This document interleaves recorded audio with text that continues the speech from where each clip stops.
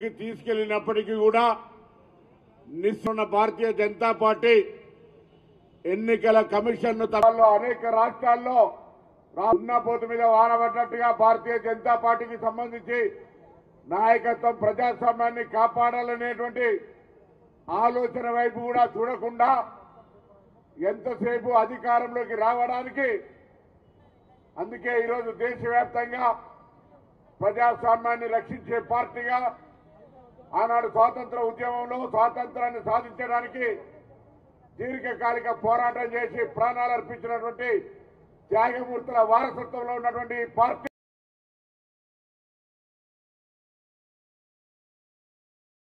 న్యాయం జరగాలి. కాంగ్రెస్ మీరంతా రాజ్యాంగాన్ని మార్చే ప్రయత్నం చేస్తూ ఉంటుంటే ఒక యోజన అటువంటి అంశానికి వ్యతిరేకంగా మనకు శక్తి ఉన్నంత వరకు పోరాడాలని సందర్భంగా కోరుతా ఉన్నా. ఇది మన బాధ్యత అటువంటి ఒక ఆలోచన విధానం. అందుకే దయచేసి నేను ఈ సందర్భంగా ఎక్కువసేపు మాట్లాడకుండా మీ అందరికీ మనస్ఫూర్తిగా కోరుతా ఉన్నా. ఎట్టి పరిస్థితుల్లోనూ ప్రజాస్వామ్యాన్ని కాపాడడానికి సైనికుల్లాగా కాంగ్రెస్ పార్టీకి అండగా యువజన కాంగ్రెస్ ఉండాలని సందర్భంగా నేను కోరుతూ ఇటు ఓటు చోరీ కార్యక్రమంలో సంబంధించి అనేక రకాలుగా కార్యక్రమాలు చేపట్టిన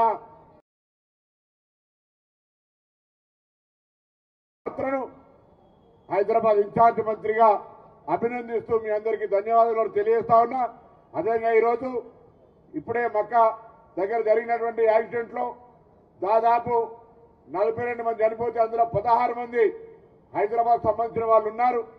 గౌరవ ముఖ్యమంత్రి గారు ప్రభుత్వం అన్ని రకాల చర్యలు గల్ఫ్ కోఆర్డినేషన్ కమిటీ అయినటువంటి వినోద్ గారిని భీమిరెడ్డి గారిని కూడా ప్రత్యేకించి ఆ పనుల్లో పెట్టడం జరిగింది.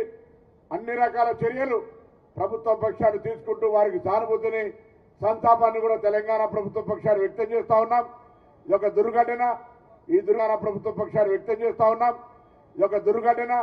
ఈ దుర్ఘటనలో హైదరాబాద్ 16 మంది అక్కడికక్కడే మృతి చెందినారు. వారి మృతి పట్ల సంతాపాన్ని సానుభూతిని వ్యక్తం చేస్తూ ప్రభుత్వ పక్షాన కూడా అన్ని రకాల చర్యలు తీసుకుంటున్నామనే మాట ఈ సందర్భంగా మనవి చేస్తూ మరొకసారి అందరికీ నమస్కారం, ధన్యవాదాలు తెలియజేస్తా ఉన్నాను. ఈ యొక్క కార్యక్రమానికి తెలియజేస్తూ ఇప్పుడు మాజీ యూత్ కాంగ్రెస్ అధ్యక్షులు అన్న రాజ్యసభ ఎంపీ అనిలన్న గారిని మాట్లాడాల్సిన కోరుతా ఉన్నాం.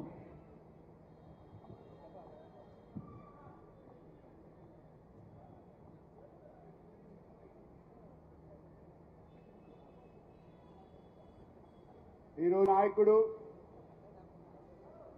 రాహుల్ గాంధీ గారు చేస్తున్న పోరాటానికి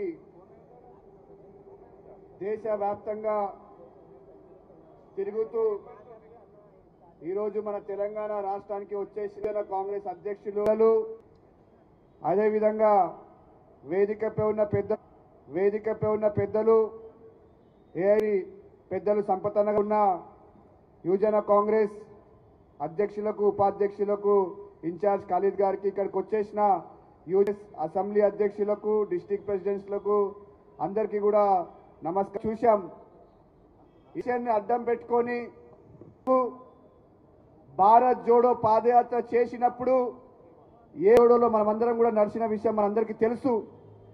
ఆ రోజు రాహుల్ గాంధీ గారు కావచ్చు, కాంగ్రెస్ పార్టీలో ఉన్న ప్రతి ఒక్క నాయకుడు కూడా భారతదేశ స్థితిని చూస్తే భారతదేశంలో ఉన్న ఆ రోజులో ఉన్న కావాలంటే అది మన కాంగ్రెస్ పార్టీ అని మనం అందరం కూడా అనుకున్నాం. కానీ ఏ విధంగా బీజేపీ పార్టీ అధికారంలోకి వచ్చిందో మనం చూసినాం. ఉదాహరణకు చెప్పాలంటే వచ్చారు. మనం అందరం కూడా ఆలోచించాల్సిన అవసరం ఉంది.